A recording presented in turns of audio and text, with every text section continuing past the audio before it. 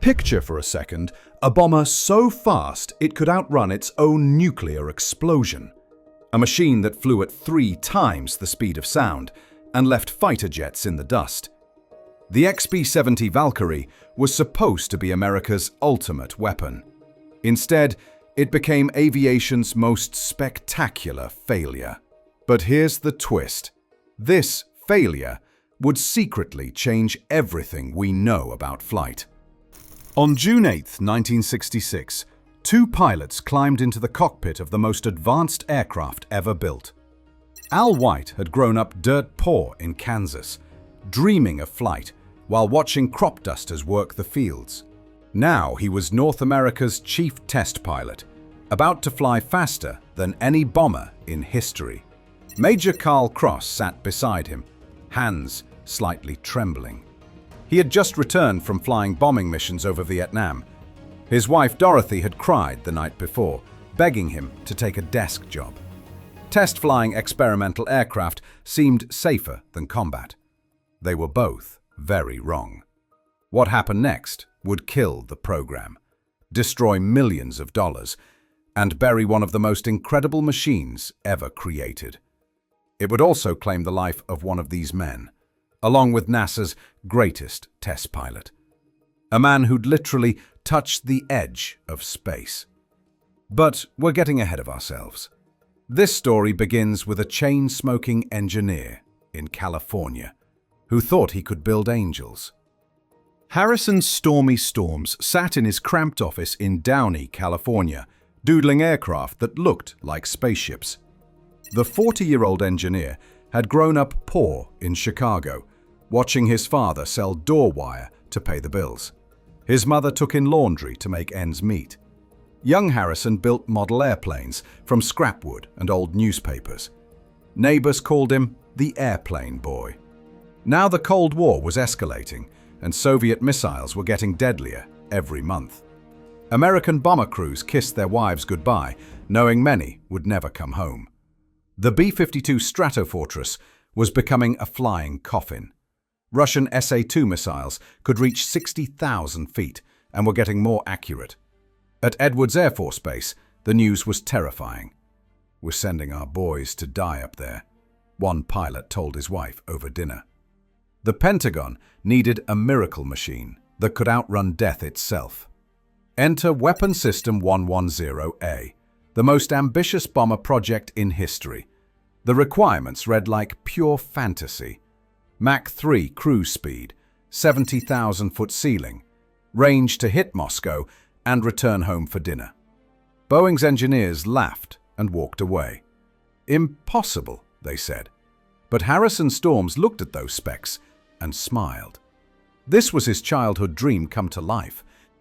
December 23, 1957. North American Aviation won the contract, and Storms gathered his team in a windowless conference room. He sketched something on the blackboard that looked like a metal angel with folding wings.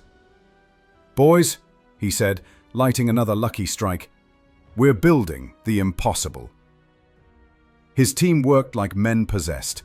16-hour days became normal as brilliant engineers pushed the boundaries of everything they knew. Engineer Raymond Rice had survived the London Blitz during World War II. "This is harder than designing for wartime," he muttered to his wife over a cold dinner.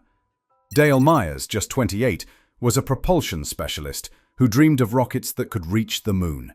His wife barely saw him anymore. Their families paid the price. Children grew up with absent fathers who came home exhausted, muttering about shock waves and thermal stress. "Daddy's building an airplane that goes to space," one engineer explained to his confused 5-year-old daughter. The aircraft taking shape in Palmdale was otherworldly. 6 massive General Electric YJ-93 engines produced 180,000 pounds of total thrust. Each engine was bigger than a telephone booth. The sound of all 6 running would shatter windows for miles around. Delta wings folded down in flight like a giant mechanical bird. The body used revolutionary stainless steel, honeycomb panels, and titanium. Workers at Plant 42 in Palmdale whispered about the White Monster. Some crossed themselves when they saw it taking shape. Assembly worker Frank Comives had built P-51s during World War II. The XB-70 would cruise at 2,000 miles per hour at 70,000 feet. At that speed, the aircraft's skin would glow white-hot like a star. Pilots would literally fly inside a furnace. Only revolutionary environmental systems would keep them alive. Maria Santos wired the electrical systems with shaking hands.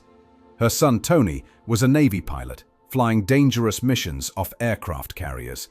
She prayed over every connection she made. "Please keep the pilots safe," she whispered to herself.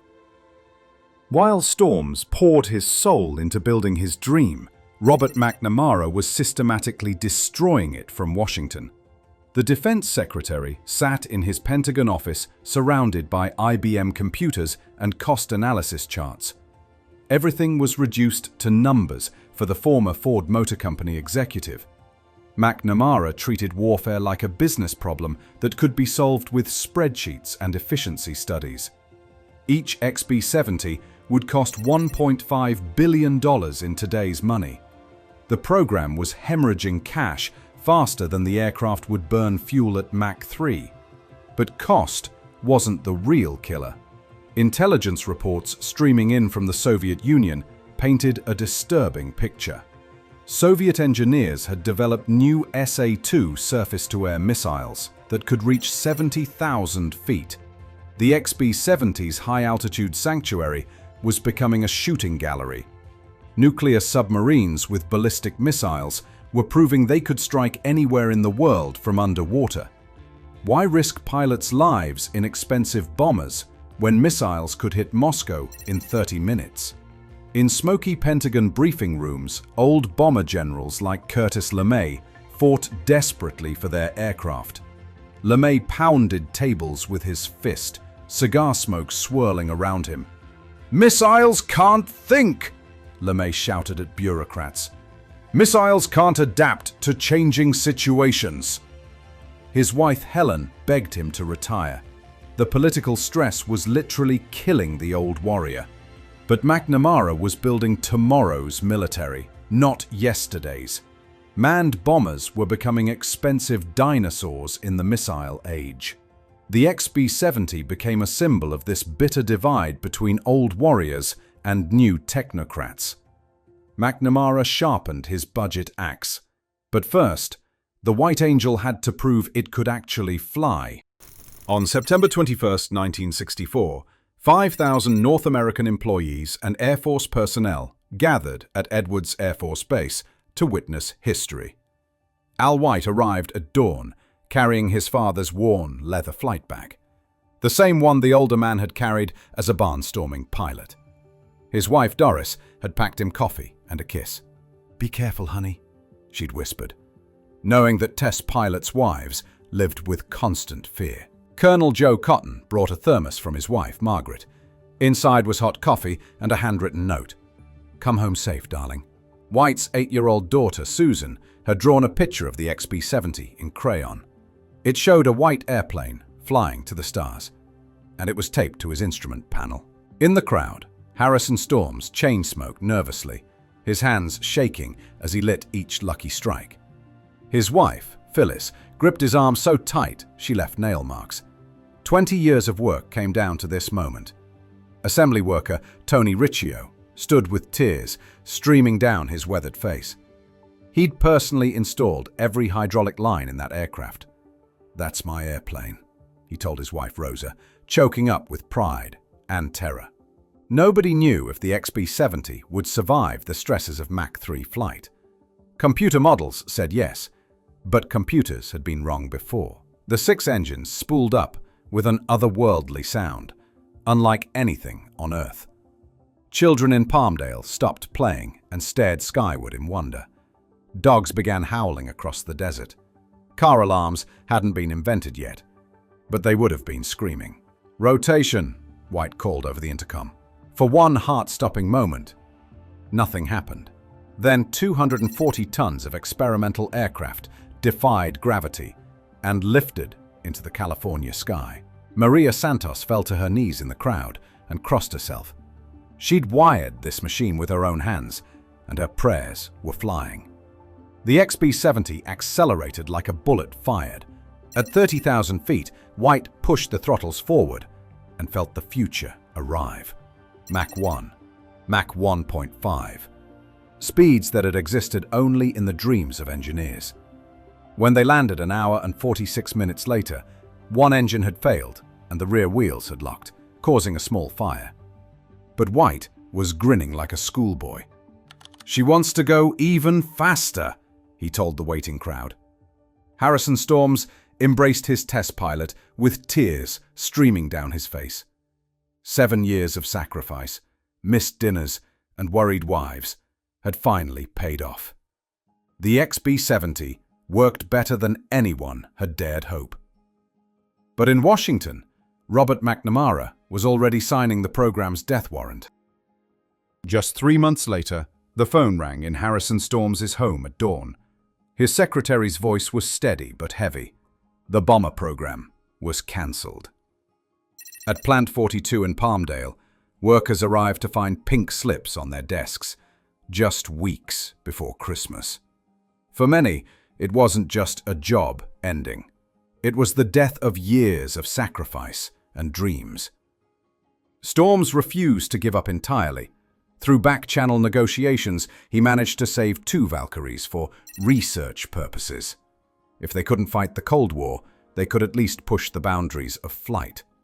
From then on, every XB-70 mission was an act of defiance, and the aircraft did not disappoint. By 1965, it had hit Mach 3, shattering windows in Palmdale and Lancaster with its sonic booms. Pilots described the experience as riding a controlled explosion. By May 1966, it was breaking every record in the book, which made what happened just weeks later all the more devastating. On June 8, 1966, Al White kissed his wife Doris goodbye and drove to Edwards, listening to the radio news about Vietnam. American boys were dying in Southeast Asian rice paddies, while the most advanced bomber ever built sat grounded by politics. Major Carl Cross was visibly nervous about his second flight in the XB-70. The Ohio farm boy had survived combat missions over North Vietnam. His wife, Dorothy, had called the night before, her voice thick with worry. "Maybe you should ask for a transfer to a desk job," she'd pleaded. Cross had laughed it off, but her words haunted him all morning. This was supposed to be simple: calibration runs and a publicity photo shoot for General Electric. Nothing dangerous or experimental. 5 aircraft would fly together, all powered by GE engines, for a company advertising campaign. Commander Jerome Skyrood would fly a Navy F-4 Phantom.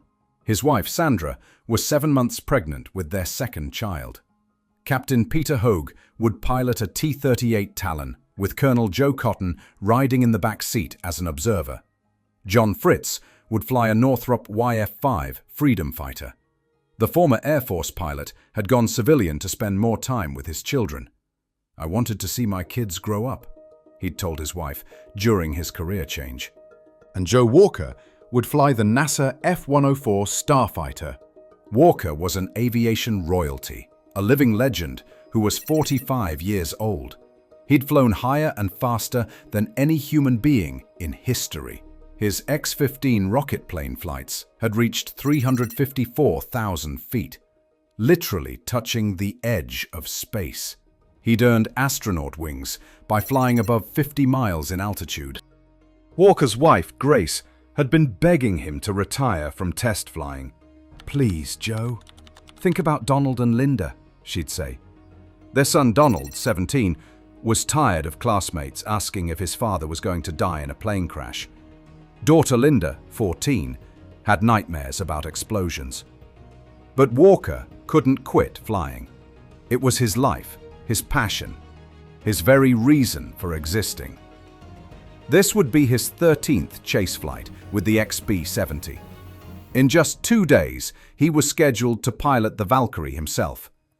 Clay Lacey flew the photoplane, a borrowed Learjet rumored to belong to Frank Sinatra. At 9 a.m., 5 aircraft took off into crystal-clear desert skies. For 30 minutes, everything was absolutely perfect. A formation representing the pinnacle of American aerospace supremacy, flying in tight formation at 25,000 feet. Walker radioed minor turbulence from the XB-70's wake, but assured everyone it was nothing serious. The photos were spectacular. General Electric would get exactly what it wanted for its publicity campaign. Then, at exactly 9:26 a.m., something went horribly, tragically wrong. Joe Walker was flying just 70 feet from the XB-70's right wingtip when he entered an invisible death trap. The massive bomber was generating wingtip vortices, and he may have drifted too close without realizing it. At 300 miles per hour, there was absolutely no margin for error, no time to correct, no second chances. The F-104's horizontal stabilizer made contact with the XB-70's right wingtip with a metallic scrape that both pilots felt. For just a split second, Walker might have thought he could recover. Then physics took over with devastating finality. The F-104 then struck the XB-70's left wing before exploding in a ball of orange flame. Joe Walker died instantly in the fireball. His last thought might have been of Grace at home, hanging laundry and preparing lunch.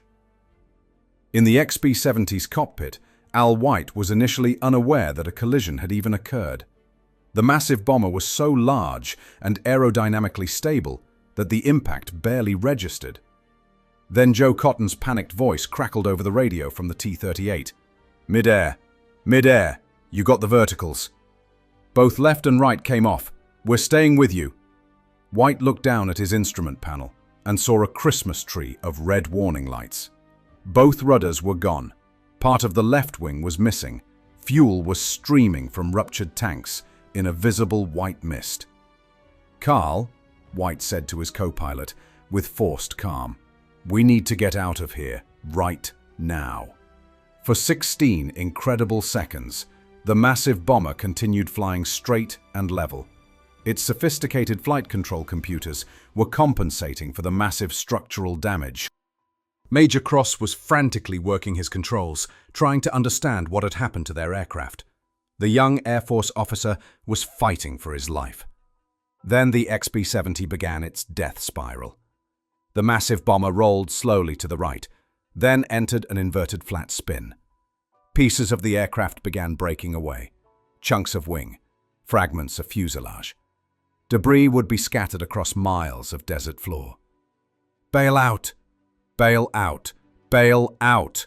Cotton screamed over the radio, his voice breaking with raw emotion as he watched his friend's aircraft disintegrate.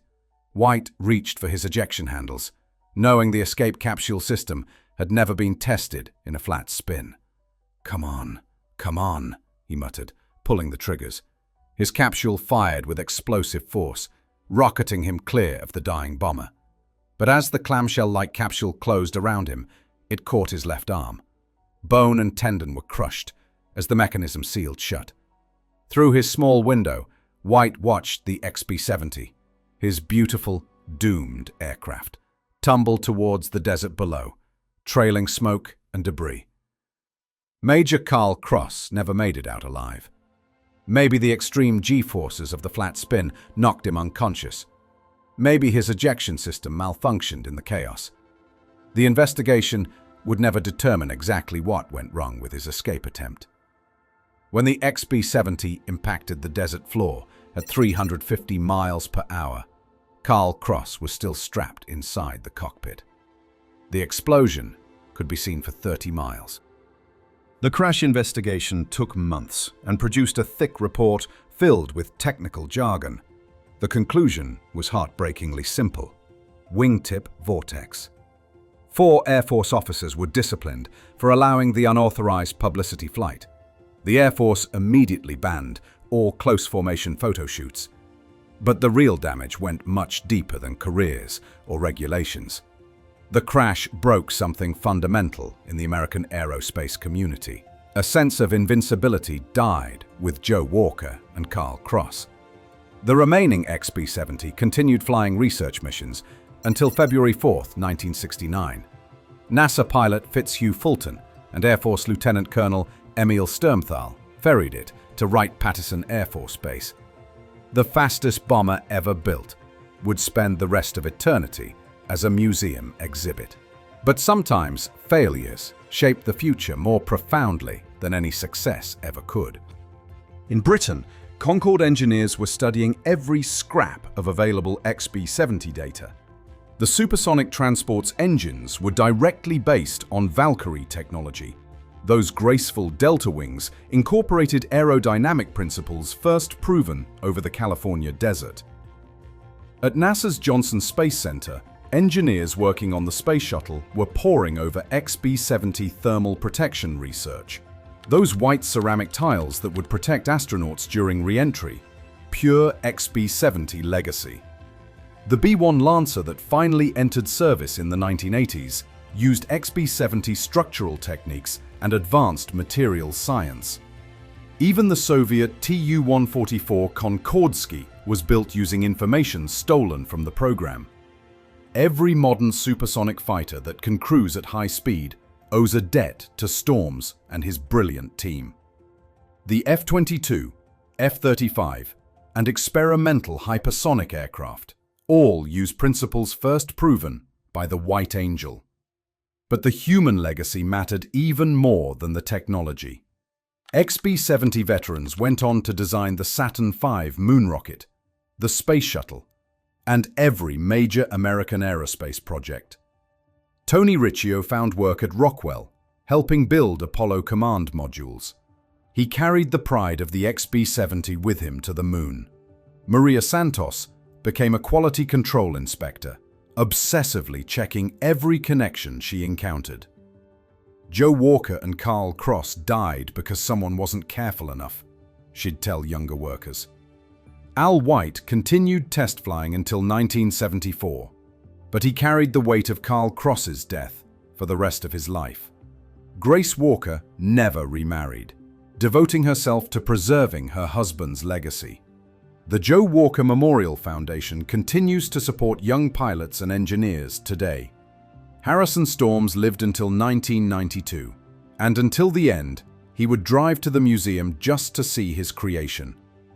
The XB-70 didn't fail because it couldn't work, but because it worked too well for a world changing faster than anyone expected.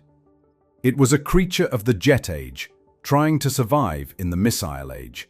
But in dying, it taught us invaluable lessons about the price of pushing boundaries.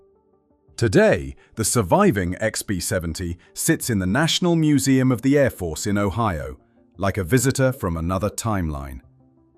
Workers who built it still make pilgrimages to see their creation. They stand before the massive aircraft with tears in their eyes, remembering friends who didn't live to see it displayed. Test pilots who flew it speak of Mach 3 flight in hushed, reverent tones. The incredible sensation of riding a controlled explosion through thin air at the edge of space.